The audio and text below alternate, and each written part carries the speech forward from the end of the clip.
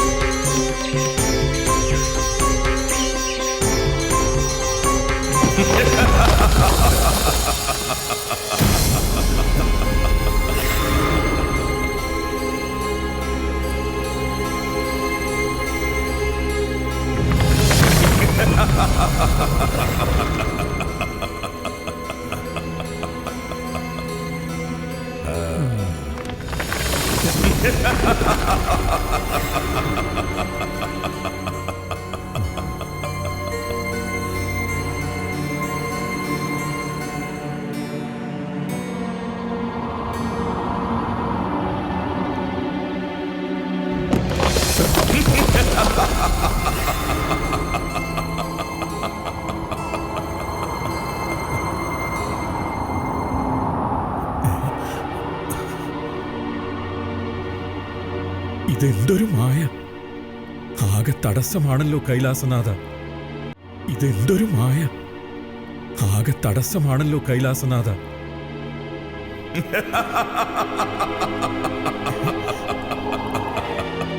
ആരാ ആരാ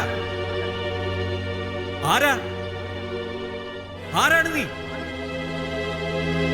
അഹങ്കാരിയായ മായാജാലക്കാരാ, നീ ധൈര്യശാലിയാണെങ്കിൽ അവിടെ മറഞ്ഞു നിൽക്കാതെ നമ്മുടെ മുന്നിലേക്ക് വരൂ.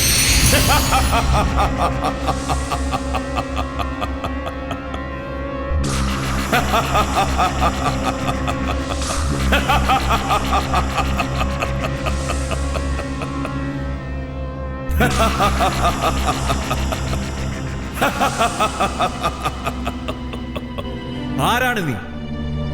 ഞാൻ ക്രൗഞ്ചൻ. ഇത് നാം അധിവസിക്കുന്ന ഭൂമിയാണ്. നമ്മുടെ അനുവാദമില്ലാതെ ഒരു ചെറു പ്രാണി പോലും ഇവിടം മറികടന്നു പോയിട്ടില്ല. ഏയ് മായാജാലക്കാരനായ ക്രൗഞ്ച, സാക്ഷാൽ കൈലാസനാഥനായ മഹാദേവന്റെയും ശ്രീപാർവതി ദേവിയുടെയും പരിണയമാണിന്ന്. ആ സമയത്ത് എല്ലാ ദേവന്മാരും മുനീശ്വരന്മാരും കൈലാസത്തിൽ സന്നിഹിതരായപ്പോൾ ഭാരാധിക്യത്താൽ വടക്ക് താഴ്ന്നും തെക്ക് ഉയർന്നും ഭൂമിദേവിയുടെ സന്തുലനാവസ്ഥ നഷ്ടപ്പെട്ടു.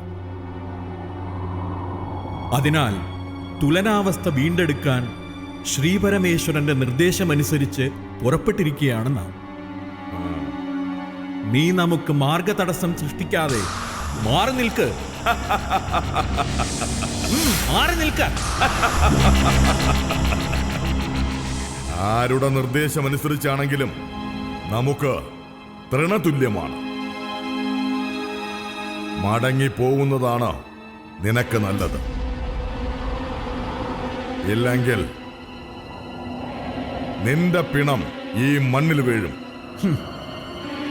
വൻമലകൾ ഇളകിയാലും മനസ്സിളകാത്ത അഗസ്ത്യനെ നിശ്ചയിച്ചുറപ്പിച്ച പ്രവൃത്തിയിൽ നിന്നും പിന്തിരിപ്പിക്കാമെന്നാണോ ക്രൗഞ്ച നിന്റെ മോഹം? നിന്റെ മായാജാലം നമ്മോട് വേണ്ട. ക്ഷണവേഗം തന്നെ അത് അവസാനിപ്പിക്കാൻ പ്രാപ്തി നേടിയവനാണെന്ന. ഓഹോ, ക്രൗഞ്ചന്റെ മായകളെ വെല്ലുവിളിക്കാൻ മാത്രം കേമനോ നീ? എങ്കിൽ കാണട്ടെ അഗസ്ത്യ നിന്റെ കഴിവുകൾ. നമ്മുടെ മായാമലയിൽ നിന്നും എങ്ങനെ നീ പുറത്തു കിടക്കുമെന്ന് നമുക്കൊന്നറിയണം.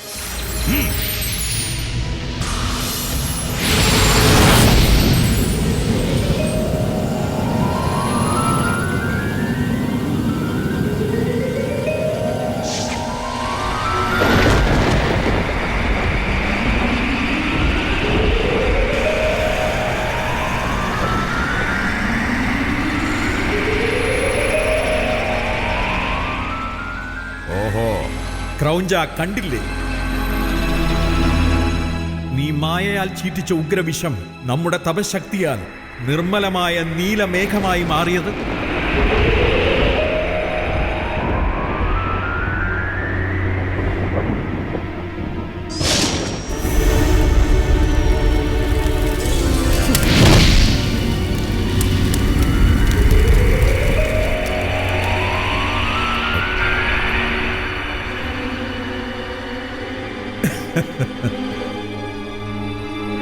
ഹേ മൂഢനായ രാക്ഷസ,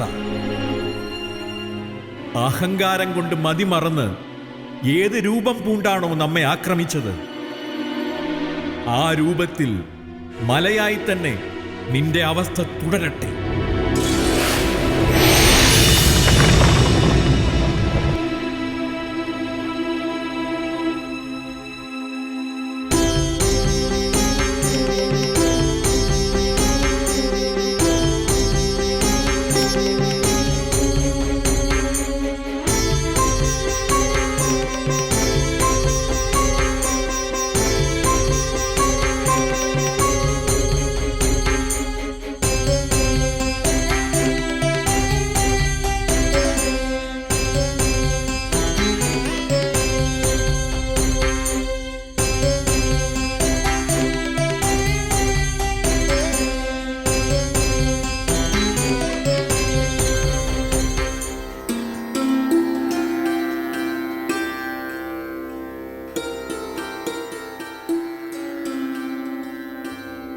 അങ്ങനെ അഹങ്കാരിയായ ക്രൗഞ്ചന്റെ ഗർവം ശമിപ്പിച്ച് പർവ്വതമാക്കി മാറ്റിയ അഗസ്ത്യമുനി ആ പർവ്വതം കടന്നു തന്നെ തെക്കുദേശത്തെത്തി ഭൂമിക്ക് സന്തുലനാവസ്ഥ നൽകി. വിവാഹശേഷം ശ്രീ മഹാദേവനും പാർവതീദേവിയും അഗസ്ത്യമുനിയുടെ അപേക്ഷപ്രകാരം വിവാഹവേഷത്തിൽ തന്നെ ദക്ഷിണദേശത്തെത്തി അദ്ദേഹത്തിന് ദർശനം നൽകി അനുഗ്രഹം ചൊരിയുകയും ചെയ്തു. എണ്ണിയാലൊടുങ്ങാത്ത കഥകൾ അഗസ്ത്യമുനിയെക്കുറിച്ച് പറയാനുണ്ട്.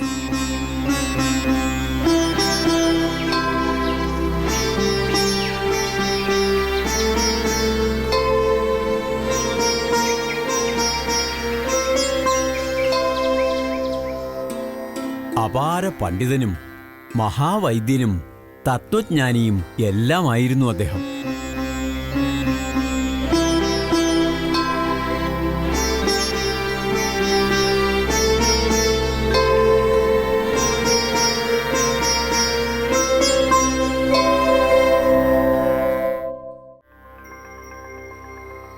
ഭക്ഷണമല്ല, ജ്ഞാനമാണ് ഒരാളെ മഹാനാക്കുന്നത്.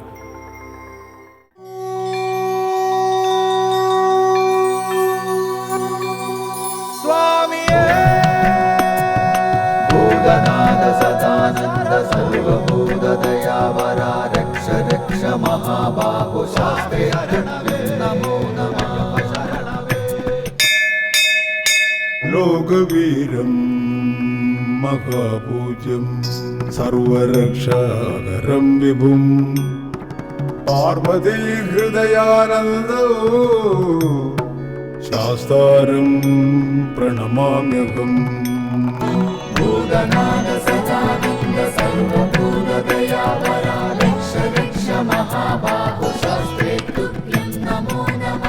വിപ്രപൂജ്യം വിശ്വവന്ദ്യം വിഷ്ണു ശംഭോ പ്രിയം സുതം ക്ഷിപ്രപ്രസാദ നിരതം ശാസ്താരം പ്രണമാമ്യഹം. മത്തമാതംഗഗമനം കാരുണ്യാമൃതപൂരിതം